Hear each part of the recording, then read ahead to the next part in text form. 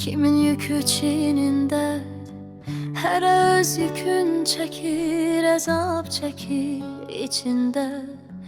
Kiminin çekisi çok, kiminin zəhmi ağır.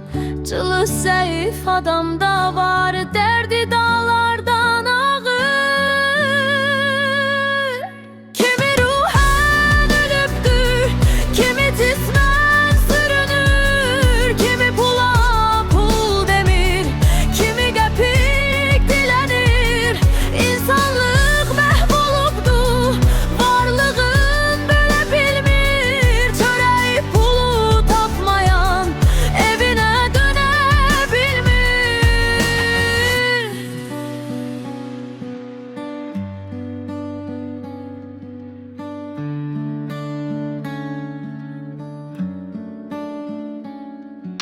Zamana bəd gəlibdir, əl öpsət gülə bilmir.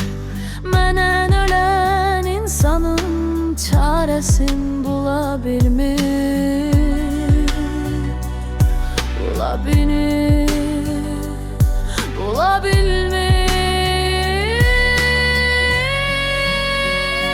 Kimi ruhen ölübdür, kimi cismen sürünür. Kimi pula pul demir, kimi qəpik dilənir.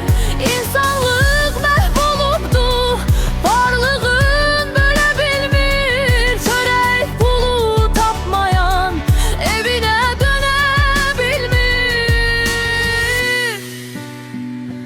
Kimi ruhen ölübdür, kimi cismen sürünür.